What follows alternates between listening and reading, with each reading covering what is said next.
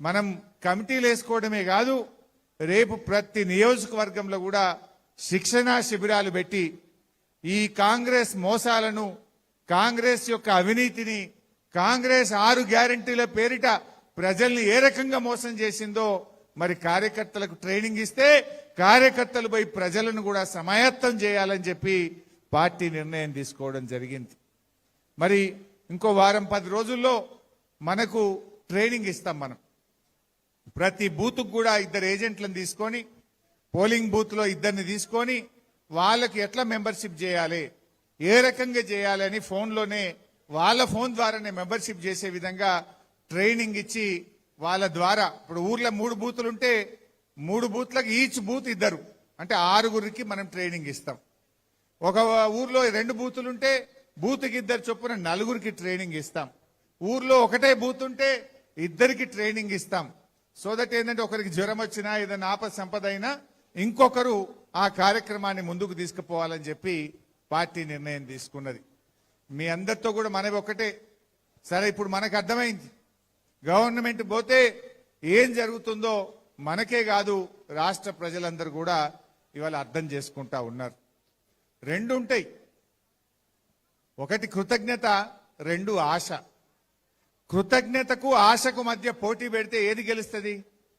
ఆశ గెలుస్తుంది. వాస్తవానికి కేసీఆర్ గారు ఎన్నికల్లో చెప్పకపోయినా రైతు బంధు ఇచ్చాడు, రైతు బీమా ఇచ్చాడు, 24 గంటల కరెంట్ ఇచ్చాడు, దళిత బంధు ఇచ్చారు, 2000 పెన్షన్ ఇచ్చారు, కళ్యాణ లక్ష్మి ఇచ్చారు, కేసీఆర్ కిట్ ఇచ్చారు, వైఎస్ఆర్ గారు ప్రారంభించిన ఫీజు రియంబర్స్మెంట్ పథకాన్ని కొనసాగించారు. ఇట్లా చెప్తే ఒక 500 పథకాలు చెప్పొచ్చు. కానీ రేవంత్ రెడ్డి ఏం చేసిండు? అరే కేసీఆర్ 2000 పెన్షన్ ఇచ్చిండు, మేము 4000 పెన్షన్ ఇస్తాను. కేసీఆర్ గారు 10,000 రైతు బంధు ఇచ్చిండు, నేను 15,000 రూపాయలు ఇస్తా అన్నాడు. ఇట్లా ఆశలు ఎరవేసిండు. అందుకే ఎన్నిక జరిగితే ఏమైంది? మనమేమో ప్రజలు తప్పకుండా మనకేస్తారు, కృతజ్ఞత గెలుస్తుంది, కేసీఆర్ గారి పనితనం గెలుస్తుంది, అద్భుతంగా మళ్ళీ గెలుస్తామని మనం అనుకున్నాం. కానీ కృతజ్ఞతకు ఆశకు మధ్య పోటీ జరిగితే ఇవాళ రేవంత్ రెడ్డి పెట్టిన ఆశల వలయంలో మనకు కొంత నష్టం జరిగింది. సరే, ప్రజాస్వామ్యంలో మనం అంగీకరించాల్సిందే. కానీ ఈరోజు ఏం జరిగింది? మనకంటే ఎక్కువ ప్రజలే మాట్లాడుకుంటున్నారు. ఇవాళ రైతులు, మీరు ఒక్కసారి పెద్దలు జీవన్ రెడ్డి గారు బాగా చెప్పారు. నా దృష్టిలో ఈ మధ్య నేను అన్ని జిల్లాలు తిరిగినా, నల్లగొండ పోయినా, వరంగల్ పోయినా, మెదక్ పోయినా, కరీంనగర్ పోయినా, వివిధ జిల్లాలు పోయినా, నేను గమనించింది అయితే ఇక రైతు అనేవాడు కాంగ్రెస్ పార్టీకి ఓటేసే పరిస్థితి లేదు. ఇదేదో నేను ఉత్తగంటలేను, మీరు ఎక్కడైనా చెక్ చేయండి. అసలు ఏ ఒక్కటన్నా మిగిల్చిండా రేవంత్ రెడ్డి? కేసీఆర్ గారు రైతు బంధు ఇస్తా అంటే కరోనా వచ్చినా రైతు బంధు ఆగలే, పెద్ద నోట్ల రద్దు వచ్చినా రైతు బంధు ఆగలే, ఎన్ని కష్టాలు వచ్చినా టైం మీద కేసీఆర్ గారు రైతు బంధు ఇస్తా అంటే ఇచ్చి చూపిండు. 11 సార్లు 74,000 కోట్ల రూపాయల రైతు బంధు ఇచ్చిన ఒకే ఒక్క నాయకుడి దేశంలో కేసీఆర్. ఒకసారి నేను ఆర్థిక మంత్రిగా ఉన్నా, కరోనా వచ్చింది, ఖజానా ఖాళీ.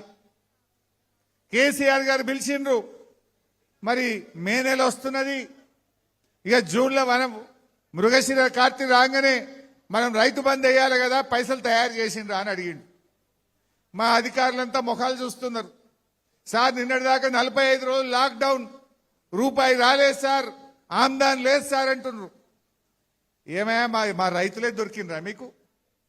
కేసీఆర్ గారు ఒక మాట అన్నారు, మంత్రుల జీతాలు బంద్ చేయి, ఎమ్మెల్యేల జీతాలు బంద్ చేయి, కాంట్రాక్టర్ల బిల్లులు ఆపు, మా రైతులకు మాత్రం రైతు బంధు పడాల్సిందే. అది కేసీఆర్ గారికి రైతుల పట్ల ఉన్న నిజాయితీ. ఆగలే, కరోనా వచ్చినా రైతు బంద్ వేసిండు. మరి రేవంత్ రెడ్డికి ఏమైందా? ఇప్పుడు కరోనా వచ్చిందా? ఏమొచ్చింది? ఒక రైతు బంధు మొత్తానికే ఎగ్గొట్టిండు, 1 రూపాయి ఇయ్యలే. ఒక రైతు బంధు 3 ఎకరాలే ఇచ్చిండు. ఈ యాసంగి రైతు బంధు 2 ఎకరాలకే వచ్చింది. అంటే ఎంత మోసం! ఒక రైతు బంధు మొత్తానికి ఎగరగొడితే 9,000 కోట్లు, రెండవ రైతు బంధు 3 ఎకరాలకే ఇస్తే 5,000 కోట్లు, 9 5 14. ఇప్పుడు 2 ఎకరాలకే ఇచ్చిండు అంటే 6,000 కోట్లు, 14.5 ఎంత? 20,000 కోట్ల రూపాయలు. 20,000 కోట్ల రైతు బంధు ఎగరగొట్టిండు. ఇక నీకు రుణమాఫీ చేసిన పో అంటుండు. అంటే ఇవాళ కేసీఆర్ గారు క్రమం తప్పకుండా రైతు బంధు ఇస్తే రేవంత్ రెడ్డి ఇలా రైతు బంధు పథకాన్ని ఆగం పట్టించిండు. ఇలా రైతు బంధు వచ్చే పరిస్థితి కనబడతలేదు. ఏం చెప్పిండు? మొన్న మా సిద్దిపేటకు వచ్చిండు. 45 రోజుల్లో 9,000 కోట్ల రూపాయల రైతు బంధు వేస్తున్నా అన్నాడు. ఇవాళకి 65 రోజులైంది. 65 రోజులైనా ఇప్పటికీ రైతు బంధు పడ్డ పరిస్థితి లేదు.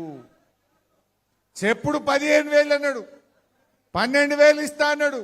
ఆ ఇచ్చే 10,000 కూడా ఎగరగొట్టేశాడు. మరి రైతు బంధు సంగతి అట్లా.